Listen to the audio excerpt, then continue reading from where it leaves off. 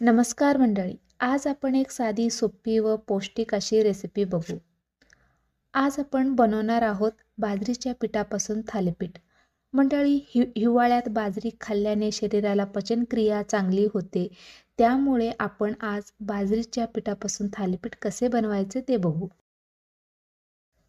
सगळ्यात अगोदर ना इथं मी वाटण तयार करून घेणार आहे. त्यासाठी ना इथं अर्धी वाटी असं शेंगदाणे घेतलेलं आहे.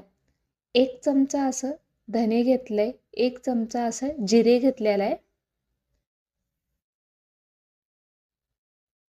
आणि 1 इंच अद्रकचा तुकडा ते सुद्धा कट करून घेतलेलं आहे. 15 ते 20 लसणाच्या पाकळ्या घेतलेल्या आहे. 8 ते 10 हिरव्या मिरच्या. हिरव्या मिरच्या तुमच्या आवडीप्रमाणे कमी जास्त घेऊ शकता. आता ह्याचं ना जाडसर वाटून घ्यायचं आहे. खूप जास्त बारीकसर बी नाही, खूप जास्त जाडसर नाही, मीडियम साईजचं थोडंसं फिरवून घ्यायचं आहे. यानंतर ना आता आपण पिठं मिक्स करून घेऊयात.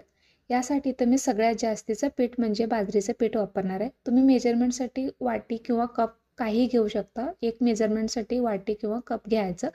त्याच्याने 2 कप असं बाजरीचं पीठ घेतलेलं आहे, 1 कप असं ज्वारीचं पीठ घेतलेलं आहे, पाऊण कप असं गव्हाचं पीठ घेतलेलं आहे, अर्धा कप असं हरभरा डाळीचं पीठ घेतलेलं आहे आणि अर्धा कप असं तांदळाचं पीठ घेतलेलं आहे.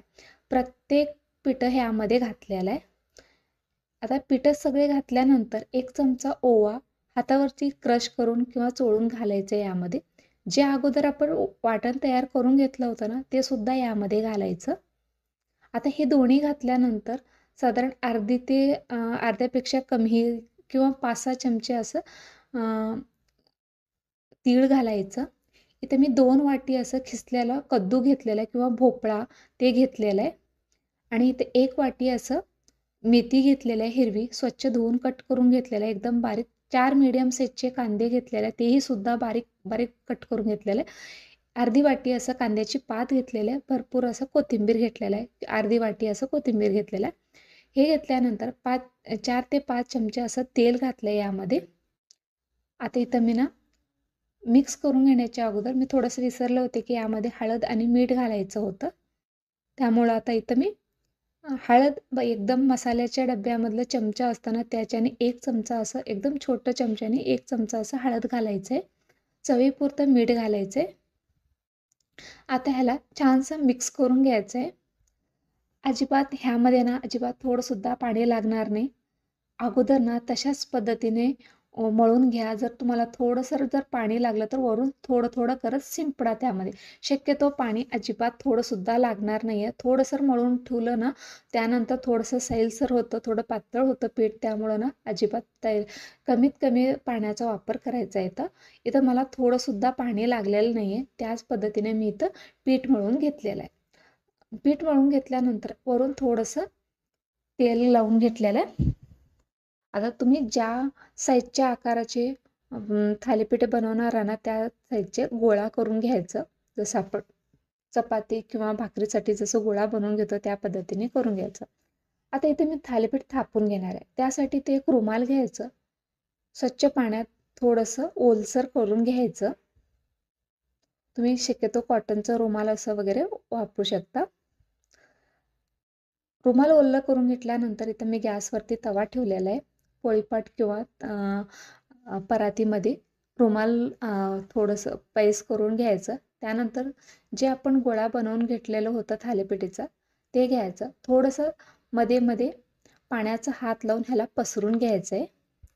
अशा पद्धतीने तुमचा साईज ह्याचा थालीपीठचा साईज कमी जास्त तुमच्या आवडीप्रमाणे जाडसर किंवा पातळसर तुम्हाला जशा पद्धतीने हवं त्या पद्धतीने ह्याला अशा पद्धतीने पसर करून घेऊ शकता. आता मी पसर करून घेतल्यानंतर बोटाचे ठसे उमटलेले आहेत म्हणून थोडंसं पाणी घालून ह्याला छानसं एकसारखं केलेलं आहे सगळीकडनं. अशा पद्धतीने एका बोटाने होल पाडून घ्यायचा. त्यामुळं त्याच्यामध्ये ना नंतर आपण ना तेल सोडता येईल असं म्हणून. तव्याला ना सुरुवातीचं थालीपीठ असल्यामुळे थोडंसं तेल जास्तीचं लावलेलं आहे. आता हे रुमालवरचं थालीपीठ तव्यावरती सोडून घ्यायचं. त्यानंतर आपण जिथं होल पाडलेलं आहे, सांध पाडलेलं आहे त्यामध्ये थोडंसं तेल घालायचं. आता खरपूसपणे दोन्ही साईडला छानपैकी भाजून घ्यायचं. जितकं छान भाजून घेतं ना, एकदम मऊसूत, चवीला एक नंबर लागणार आहे. थंडीच्या दिवसामध्ये बाजरीचं थालीपीठ खायला एक नंबर असं लागतं. तुम्ही ट्राय करून बघा, जर कधी बनवलं नसेल तर. यामध्ये कोणत्याही भाज्या ॲड करू शकता. बाजरीचं पीठ ह्या हिवाळ्यामध्ये ना गरम असतो आणि खाल्लं पाहिजे. पौष्टिक असं असतं. जे तेलकट वस्तू, गरम वस्तू असतात, थंडीच्या दिवसामध्ये खाल्लं ना छानसं लागतं. अशाच पद्धतीनं मी आणखीन एक थालीपीठ थापून घेणार आहे. तुम्हाला जर प्रत्येक वेळेस जर रुमालाला चिटकत असेल ना, सगळ्यात अगोदर ना तिथं थोडंसं पाणी घालून घ्यायचं. त्यानंतर गोळा ठेवून थोडं थोडं पाणी घालत ह्याला पसरून घ्यायचं आहे. अशाच पद्धतीनं पसरून घ्यायचं आणि होल पाडून घ्यायचं. त्यानंतर त्याच्यामध्ये तेल वगैरे सोडता येईल ते. आणि जितकं छान सर ह्याला ना, सगळ्यात मेन म्हणजे ह्याला भाजून घ्यायचं व्यवस्थित. नाहीतरी पोट वगैरे दुखतं, म्हणून त्याच्यामुळं ना छानसं भाजून दोन्ही साईडला एकदम छानसर ह्याच्यावरती झाकून सुद्धा ठेवू शकता. नाहीतर अशाच पद्धतीने दोन्ही बाजूनं खरपूस असं भाजून घ्यायचंय. तुम्ही बघू शकता, बघायला सुद्धा एकदम सुरेख, एकदम छान. जितकं बघण्यापेक्षा जास्त ना चवीला एक नंबर झालेत.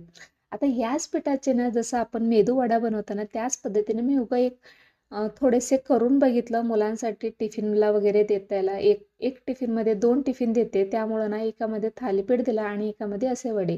ते नाही खाल्लं तर हे तरी खाणार, म्हणून मी हे दोन्ही प्रकारचे करून बघितले. खरं सांगायला बघितलं तर ना, यामध्ये ना थालीपीठपेक्षा हे वडे खूप छान लागले आणि एकदम छान चविष्ट.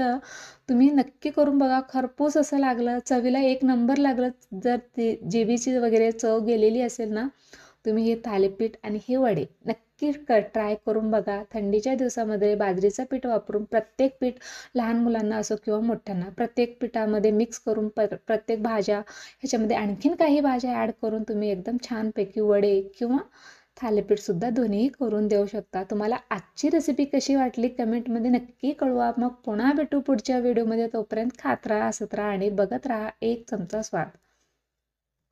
धन्यवाद.